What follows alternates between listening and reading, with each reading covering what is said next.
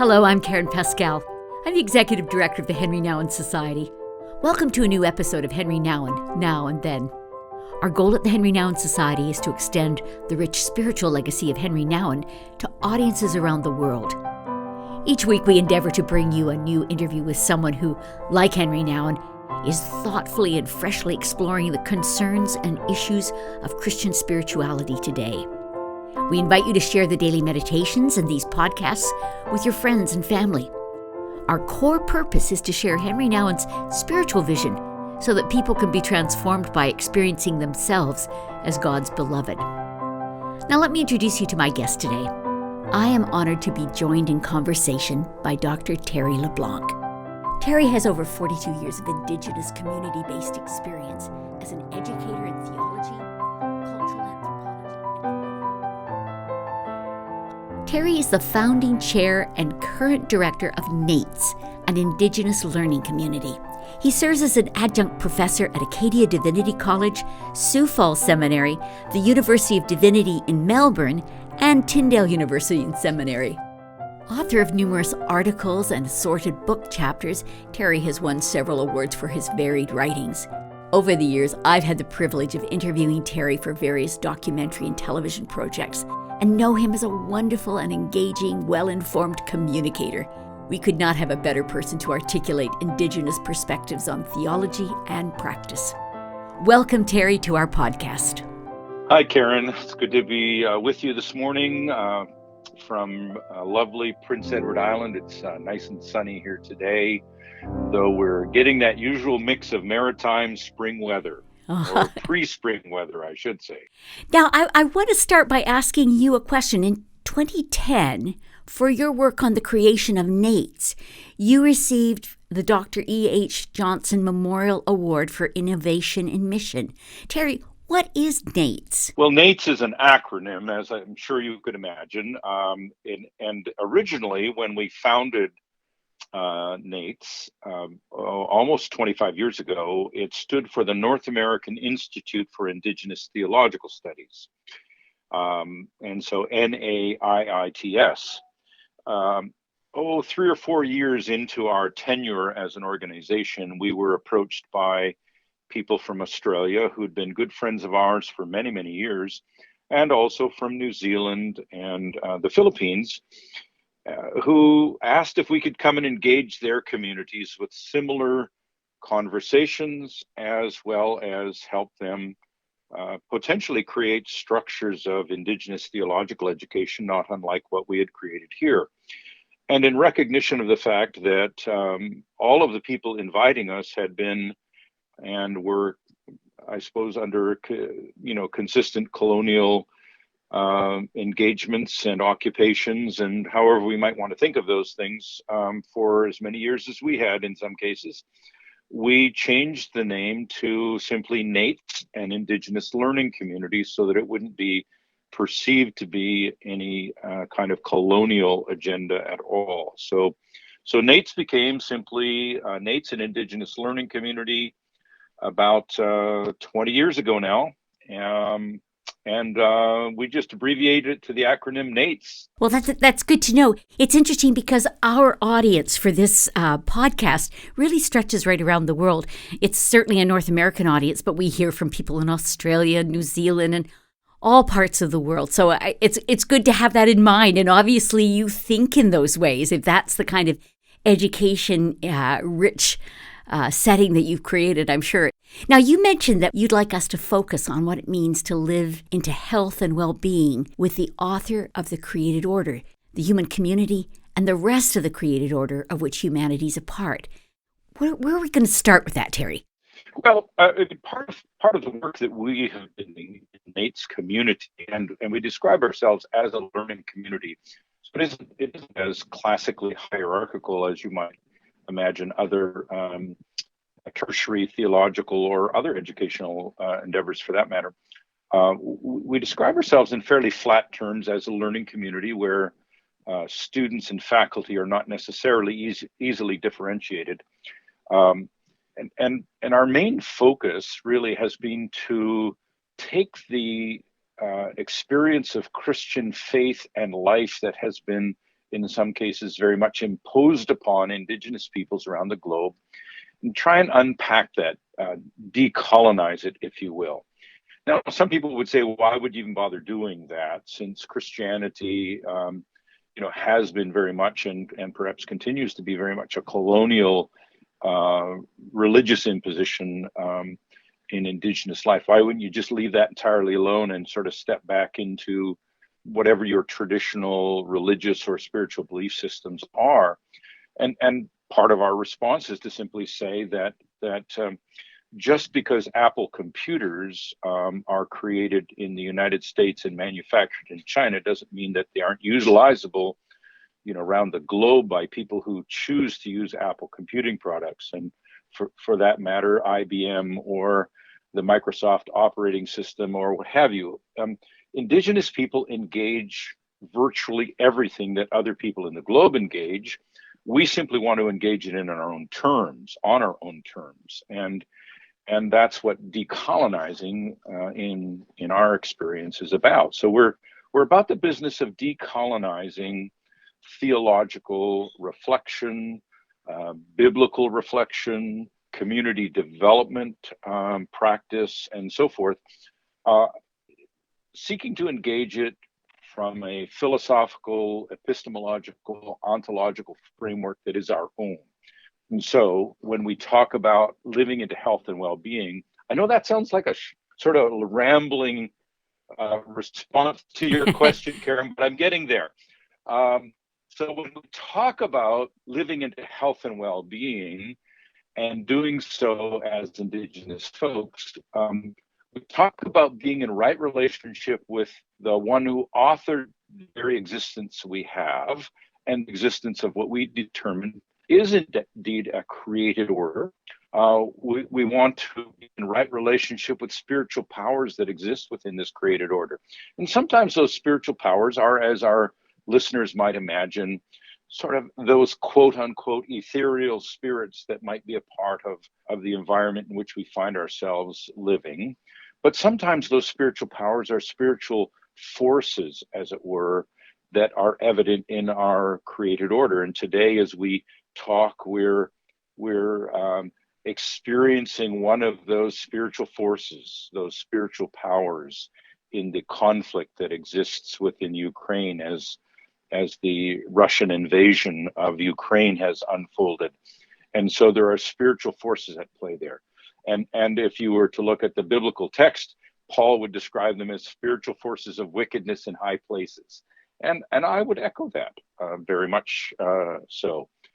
And so we're to live as human beings in right relationship with the one who authored the created order, and with other spiritual powers that exist in the created order, neither seeking to serve or be served by them. We're to live into right relationship with one another in the human community, and that goes to the very comment I made a moment ago about what does it mean to live in right relationship with people in Ukraine, in Russia, in Latvia, in other parts of Europe, in South and Central America, in Australia, and so forth. What does it mean to seek to not oppress them or be oppressed by them, not mistreat them or be mistreated by them, not seek to impose our agendas upon them, but rather to engage in conversations about our respective agendas in life in ways that we can learn from one another without seeking to harm one another. And then finally, of course, what does it mean for us to live into health and well-being with respect to the rest of the created order that we're a part of? I mean, humanity, irrespective of whether you're a faith-filled person or a person of faith, if you want to put it that way, or a person who has a more evolutionary perspective, if you will, on how we came into existence as human beings. The truth is that if we don't find a way to live in right relationship and relatedness to the rest of the created order or the rest of the environment that we're part of, if you will, we not only harm ourselves, if you want to be strictly human focused or anthropocentric about it, but we harm everything else that's a part of the created order. And so how do we navigate living in a good way with all of the rest of the creation that we're a part of?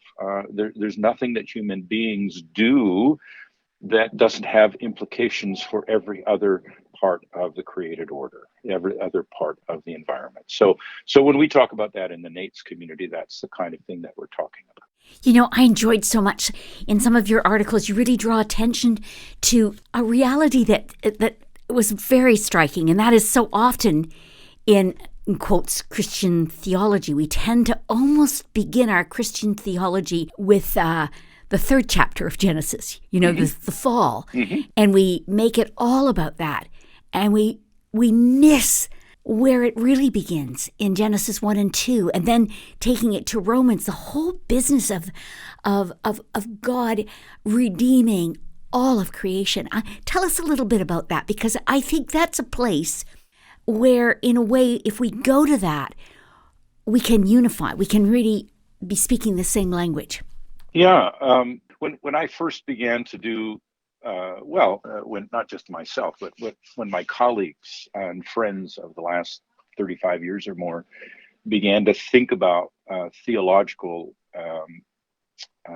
engagement, doing theology, as you were. It's a bit of an oxymoron for many Indigenous people. You don't do theology, you just live as a spiritual being within a spiritual creation.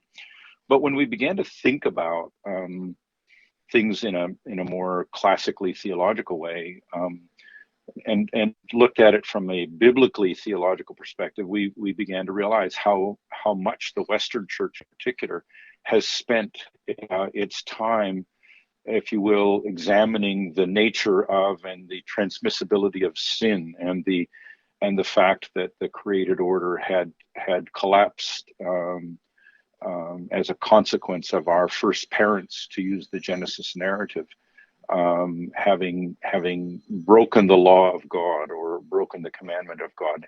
And yet, as we look at it as Indigenous folk, and others who are non-Indigenous working with us, as we look at it, we don't see a legal and moral framework articulated in the first two chapters of Genesis. Rather, we see a description of a covenant relationship, the way in which humanity and the rest of the created order is to live together under the auspices of its creator, of the auspices of God, so as to live well with one another. And so that's what Genesis 1 and 2 is about, is how do we live together in this created order?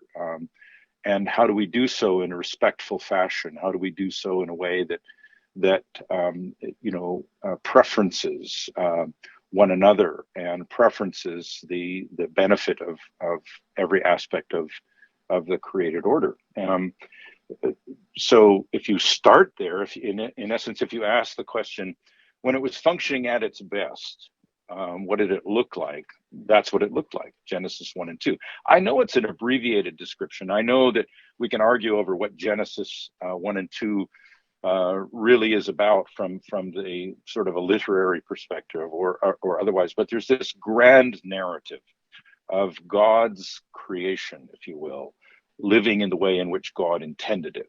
And so rather than start in Genesis 3, where the wheels have fallen off, where our first parents have broken the covenant relationship or the covenant of creation, we think it's better to step back a couple of chapters and say, what was the thought, the idea, the plan, the intent of God, of the Creator, at that time of bringing forth the creation? And again, not to argue over how it came into existence, the methodology, the mechanisms, or otherwise. We're not interested in that kind of argumentation. We're simply saying, what did it look like? What was the intent of it? How did it function together? And if you start there and ask questions about what it looked like at its best, it seems to us a better starting point than saying, now that the wheels have fallen off, what do we do about it? And it places, if you will, in the center of the biblical narrative, the tree of life at the center of our conversation, not at the periphery. I've always found over the years, as I asked people to tell me about the Genesis narrative, Genesis 1, 2, and 3, inevitably people focus on the fall. Inevitably, if people talk about the garden scene at all, and I say, well, tell me about the garden scene, tell me about the trees in the garden, inevitably, the vast majority of people, almost in the 98th percentile, will say to me, oh yeah, the tree of the knowledge of good and evil, which is of course the tree from which our first parents consumed the fruit, which led to the collapse of the covenant. Um, and instead I say, well, what about the tree of life? It's the one that's named first in that description in Genesis. What about that one? Let's talk about that one. Uh, because it does reappear at the end of the biblical narrative in Revelation 22. And now there are two trees of life, one on each side of the river of life, flowing from the throne of the Creator God. And the fruit of those trees is produced 12 crops in season. And the leaves of the tree, it says in the narrative, are for the healing of the nations. So why don't we talk about those? Why don't we talk about what it looks like when it's restored to the intent and the plan of God? So let's step back and say, what did it look like in the beginning? What is it looking like at the end? And how do we move between those two places? I love the fact that you bring us then to Romans 8 to 18 to 25, talking about not just the redemption of mankind, but the redemption of all creation. That to me is rich and exciting, and I think if it really is truly our understanding, well, I guess we don't think that there's that whole big understanding that brings us all together, where in a sense, we're dealing with all sorts of issues of reconciliation because we deal with this doctrine of discovery and things that were, almost treated as if God didn't show up in North America or in other parts of the world until Europeans showed up, which is craziness if you think in that way. But we have a different kind of a sense of the wondrous creative God uniting us all. Let me ask you a little bit about being spiritual. What exactly does it mean to be spiritual from your perspective? And is there a different spirituality between a Christian spirituality and an Indigenous spirituality? Help me with that. Well, that's a good question. It goes to some of your comments just a moment before that. The fact that the whole of creation is the focus and activity of God through the person, work, life, teaching, death, resurrection of Christ in all of creation, that the whole of it, as Paul says, is groaning, awaiting its own redemption, awaiting its own restoration, if you will, even as we are waiting.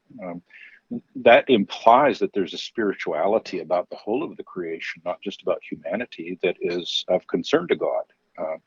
When you look at Job, Job talks about that in Job 12, that the whole of the creation is of an intimacy with the Creator that often Western Christians and the Western Christian trajectory has relegated to some secondary concern, if it's of concern at all. So the spirituality piece, spirituality is ontological in nature. In other words, it's an impartation at the origin, not as a subsequent thing. So it isn't about behavior, which is oftentimes what Western Christianity has made it to be about. So when people talk about Christian spirituality, they talk about devotional life, about Bible reading, they talk about fasting and prayer and so forth, as if that's their spirituality. And really, that is not their spirituality. If in fact humanity is created in the image and likeness of God, it doesn't say human beings, when they behave in this particular way, are created in the image and likeness of God. It says human beings are created in the image and likeness of God, period, full stop. And the question isn't about whether they are of a spiritual ontology or nature or origin, but rather about what they do to express that which is within them, that is of an ontological nature, their spiritual essence, existence. And it isn't that the physical body somehow contains in its inner core this little spiritual nugget. We are spiritual throughout. We're infused with the spiritual essence of God. We are His image and likeness. And I don't fully understand what that means. I don't think anybody really does. Perhaps somewhere down the road, as we transition from life to life and move from this side of the journey to the next, we'll understand that, I suppose. But what it does mean is that we are possessed of a spiritual essence that needs to find its expression, that needs to be given expression, that needs to be given a release into our life and into our living of that life with others and with the rest of the creation that makes sense. And so what we do isn't our spirituality, but it's an expression of that which lies within us that needs to be released, that needs to find its release. And we then choose whether that release will be Godward, God-directed, other-directed, or internalized, as it were, and turned back inward so that it becomes, very egocentric as opposed to creatiocentric, as opposed to outward toward the rest of the creation we're a part of. We can choose to turn it inward and be very egocentric about our spiritual nature, about our spiritual essence and being. And so what I found interesting is that when I was told, as I came to a faith experience and putting my faith in Christ, I was told then that there were certain things that made me a Christian or continued to make me a Christian that were behaviorally framed. The way that I prayed and so on, of the things that I've just talked about. But it implied that if I failed to do those things in a particular way, that I was now unspiritual.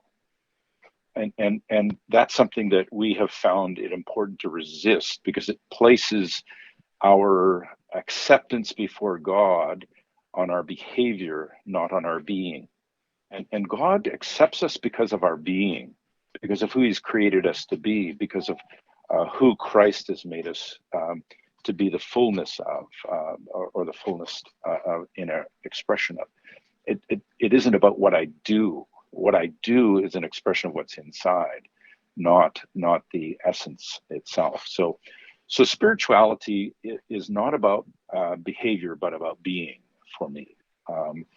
And the being then gives rise to the doing and the behaving and the attitudes and so forth. And we get into this conundrum where we ask questions about whether or not somebody who's not a follower of Jesus can be a good person. And I mean, the evidence is abundant around us that yes, they can. The question isn't whether they could be a good person. The question is, out of whence comes that goodness? And to me, that goodness must come from the fact that God has imparted to them, within them, his image and likeness.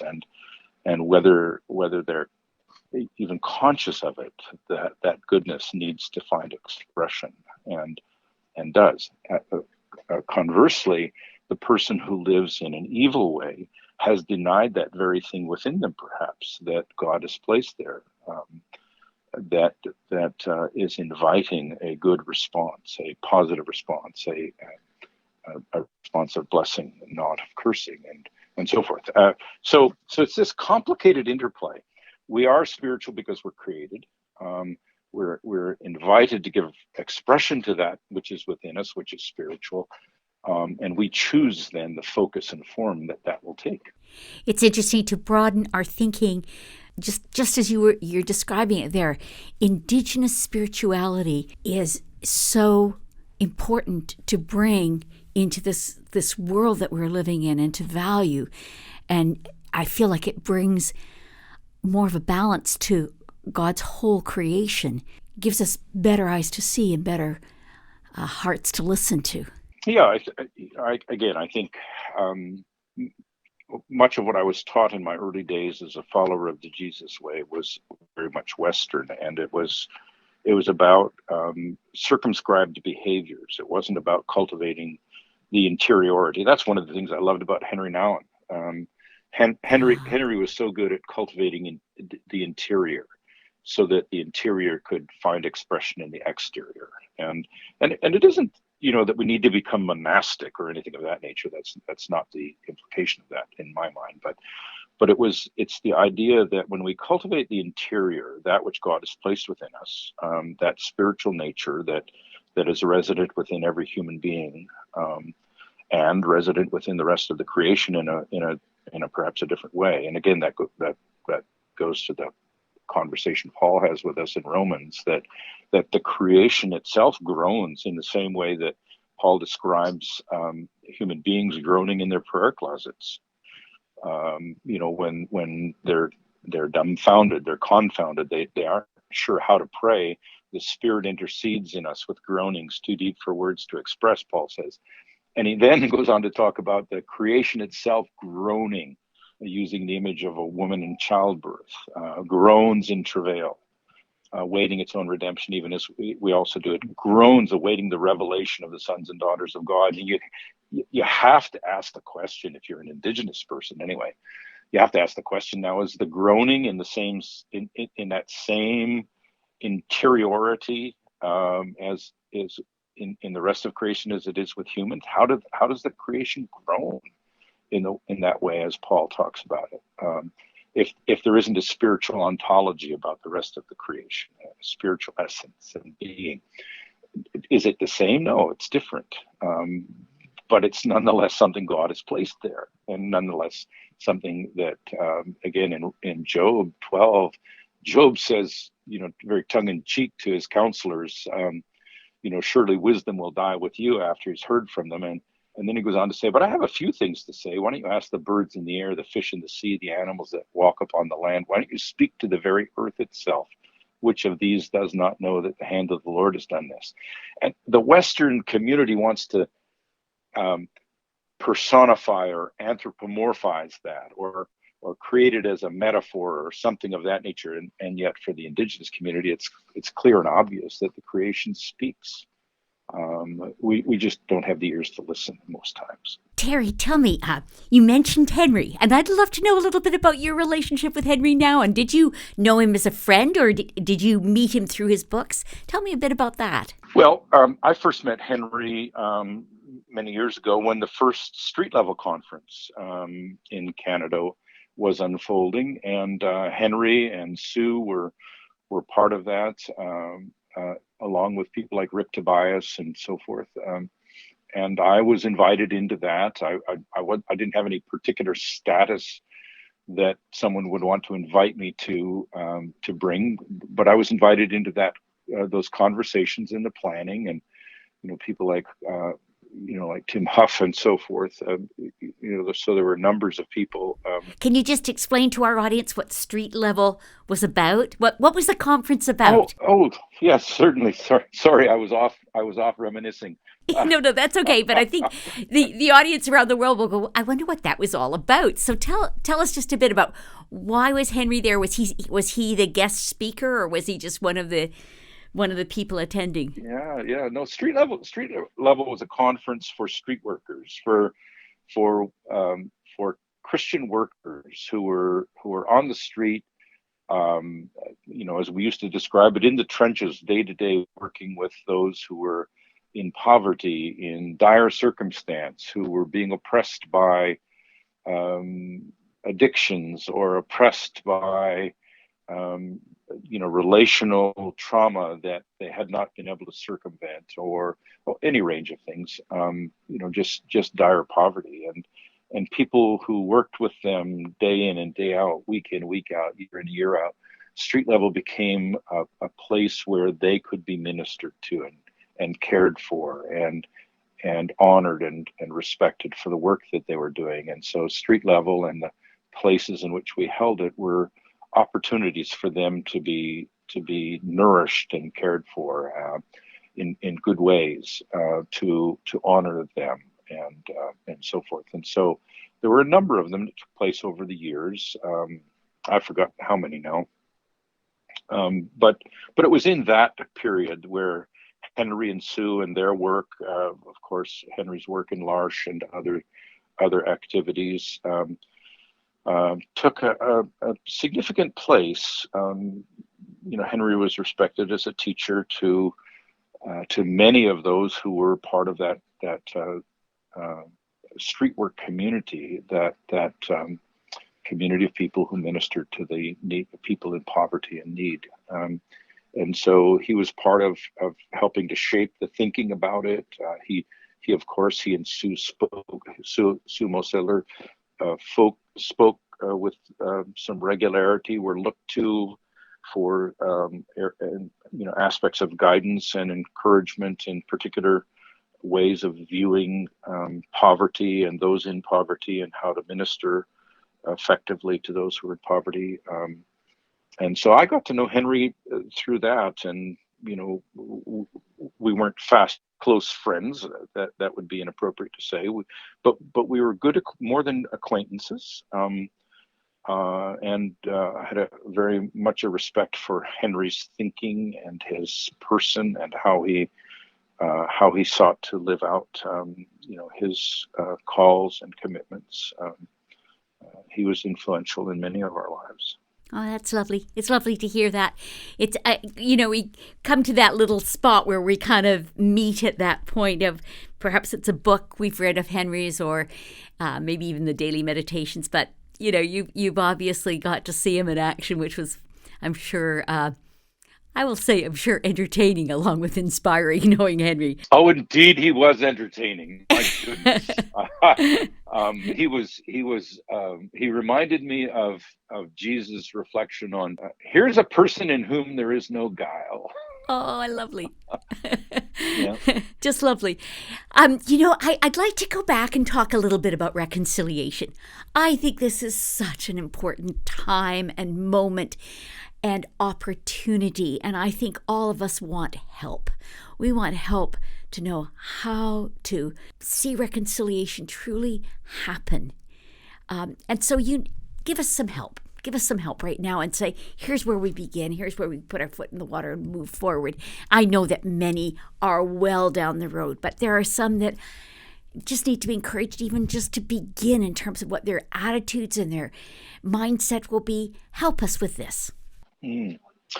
Well, it's a reconciliation, particularly here in Canada, but certainly there are other pockets, of course, where the ideas of reconciliation emerged, and the flames of reconciliation were fanned, sometimes more vigorously than at others, and in some places more so than in others. But the idea of reconciliation implies, as we've sort of unpacked it over these last years, implies that there was once a relationship that people had that somehow fell into disarray, and people became alienated from one another and at odds with one another and so forth. And so people have often borrowed the biblical injunction to a ministry of reconciliation as per Paul's words.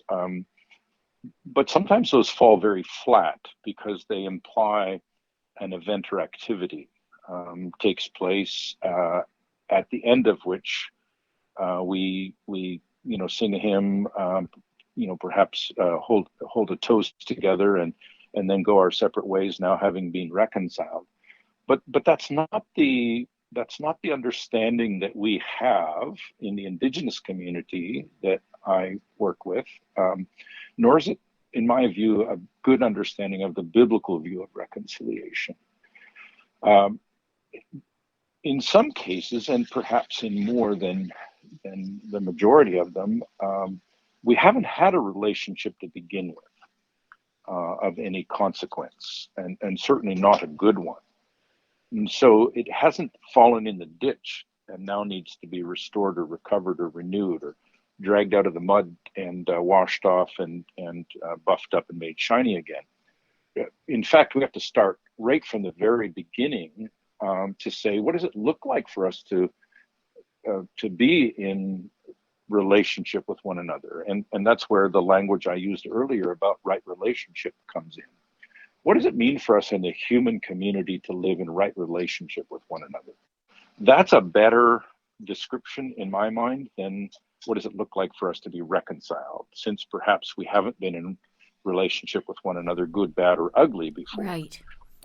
Whereas to talk about, for example, you and I, what would it look like for us to be in a good relationship with one another, to be respectful of one another, caring of one another, to cover one another with care and protection, and to think well of one another, to speak well of one another, to have concern for one another's life and lifestyle um, and and health and well-being and those kinds of things. What does that look like? That, it seems to me, does it ever happen perfectly? No, not at all. But that, it seems to me, would be what we've classically perhaps missed when we use the word reconciliation and see it as an event or activity beyond which now we can say we're done and we're reconciled. Because it implies then on a day-to-day basis, I have to ask questions about is what I'm doing, thinking, saying, moving me toward a better relationship with this person or that group of people? Is it helping me to live in a better way with them and with myself? Mm-hmm. So I prefer to talk about what does it look like for us to live in right relationship with one another. And people say, well, give me some examples of that. And what do you mean by that? And I always come back to say, I think as human beings, we know when we're not treating somebody well. Yes. We know when we're disrespecting them, when we're cheating them or stealing from them, or we know. We may not want to admit it to anybody else. Perhaps we even struggle to admit it to ourselves, but we know that. That's what conscience is about, at least in part. It challenges us to think differently about our activities and whether or not they're good or not good. So I don't think it's a matter of creating a shopping list of things that you need to do to be in right relationship, but rather think carefully. Are the things that you're doing, saying, and involved in with that individual, manipulative or of a usurious nature? Are they helpful to them and to you? Do they at the end of the day allow you to say, I'm moving towards a better relationship with that person than I was when I woke up this morning? It's interesting because here in Canada we have the Truth and Reconciliation Commission, and of course that outlines steps and possibilities. But I love what you're saying, because in a way it goes right down to what God has always spoken to us about. What is our heart like?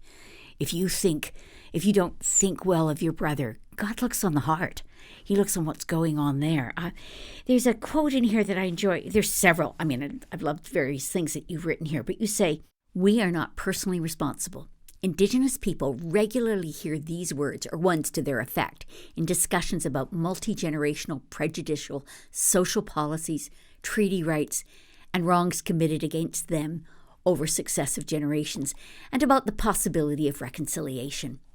More often than not, these words are offered by people who, while acknowledging past wrongs, want or need to find personal distance from responsibility for having maintained the environment in which these wrongs originally and now continue to take place. These are words of personal exoneration, which, while they may seem reasonable and even justifiable, give voice to the idea that while they enjoy privileges provided them by the decisions of their forebears, they hold no personal responsibility for the actions that created those privileges. I appreciate what you've been sharing, Terry, and calling us to and calling us forward. It's an important part of the leadership that you bring. I vaguely recall writing that. It's one of the things about writing a lot of things is you sometimes forget what you wrote. But I do recall writing that, and I would still hold very much to what I wrote, and think it very much the same way. One of the reasons that it's so easy to do that is that particularly Western societies, or Western framed or Western influenced, maybe is even a better way to say it, but because not every society that is Western influenced is a quote unquote Western nation, but they're influenced by Western thought in some way, shape, or form. One of the critical ways in which that influence is expressed is this penchant for and this drive towards an unknown and unknowable future. It's a curious thing. No one knows what tomorrow, for that matter, I don't know what the next 10 minutes is going to bring, never mind the next 10 years. We could find ourselves in a very different environment than we imagine in 10 minutes time or 10 days or 10 years. So driving towards an unknown and unknowable future, with complete disregard for oftentimes the present, never mind the past, seems to me to be an untenable way to move forward if we want to live well together. It ignores what's taken place in the past as if somehow, now that it's over and done, we concretize it, we put it in a statue or place the cataloged book in the shelves of the library in Ottawa or the Library of Congress or wherever else it is, and maybe consult it on occasion to see if our facts are correct. But we don't let it influence our present behavior in any significant way. In other words, we drive towards an unknown and unknowable future, plan for it, build for it, anticipate it, et cetera, but we've forgotten how we got to the present moment once we move through it. So the moment comes, the moment goes, we've moved through the present, we're now into what was the future an hour ago, and we're still driving towards the future. But the better way to do that would be to recognize that it is the past that created the present moment. Now, I'm not trying to be a determinist here. Mm-hmm. Somebody listening in might say, you're into determinism. Well, that's not the case. I'm simply saying that the future doesn't exist for us. Now, as followers of Christ and as people who believe in a creator, in God, we might say, well, God knows the future from the present, from the past, and so on. Well and good. That's not us. I don't know what's going to happen in a year's time. Neither do any of the friends around me or people that I know. But I do know how I got here. I do know what I did to get me to the present time. And it is that helps now to influence how I live into the future. So it's that I think is more important for us to stop and think about than how do we get to some unknown and unknowable future, because that allows us to live better in the present moment and hopefully create a better future. So how did we get here? How does that help shape the way I behave now? And how will that help that future that's unknown and unknowable unfold in a better way? That's lovely. That's lovely. It reminds me of that story you shared in one of your articles that I was reading about your grandfather taking you fishing and you being fearful about would you know how to get back or how to return home. I loved that. Do you want to just share that? It's kind of interesting because it does meld a little bit with what you just said. Sure. Well, it was a situation. It was just my grandfather, the one from whom I take my name, LeBlanc. He's not my biological granddad, but he was the one that I grew up with. And we were out fishing, he and my father and I, and we were going into a place that I had never been before, and I was just a young boy. And my grandfather led, and I was in the middle, and my father came behind, and off we went into the woods, into the bush.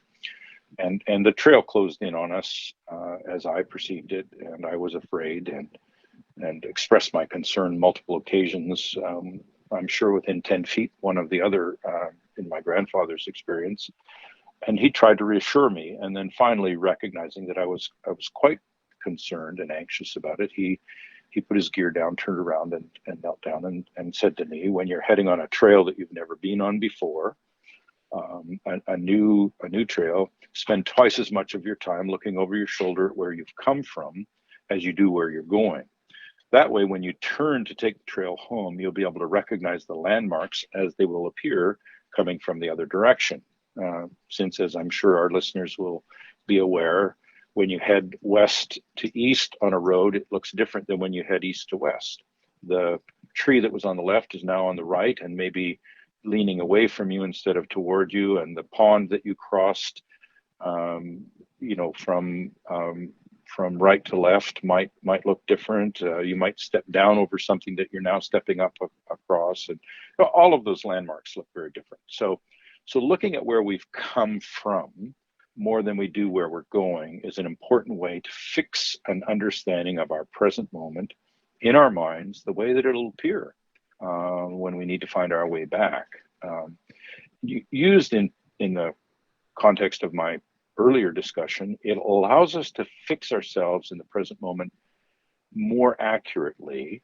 How do we get here? What are the relationships that contributed to our current setting, our current situation? Both good, bad, and ugly, or all of good, bad, and ugly. And what do we need to do about those things so that now, as we move forward into whatever the future will bring, we can do it in a better way?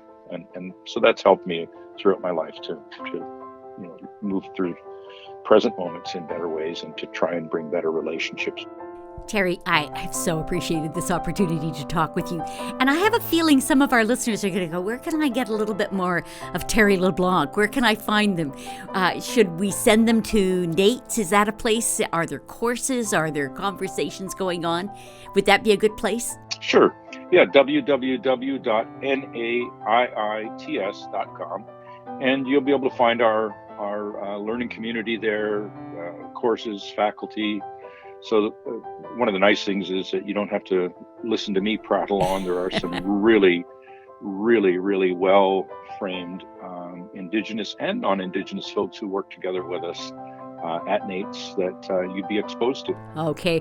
What we tend to do is we give our audiences links to everything we've talked about if there's something out there. So, if you're listening and you would like a little bit more, I promise you that if you go into the notes for our podcast, you'll find links to the various things that Terry has referenced today. Terry, it was a joy to be with you, and you're the best person I could be talking with at this time. I loved what you opened up for us. Thank you. All right. Thanks, Karen. Bye for now. Take care. Bye now. Bye-bye. Thank you for listening to today's podcast. What an honor for me to spend time with Terry LeBlanc. For more resources related to this program, click on the links on the podcast page of our website. You'll find links to anything mentioned today, as well as book suggestions. If you enjoyed today's podcast, we would be so grateful if you'd take time to give us a review or a thumbs up or pass this on to your friends and companions on the faith journey. Thanks for listening. Until next time. Thanks so much for watching. Be sure to subscribe, give us a thumbs up, or follow us on social media for more Henri Nouwen content. For books, videos, and other resources, or if you'd like to receive free daily Henri Nouwen e-meditations, you can follow the links below.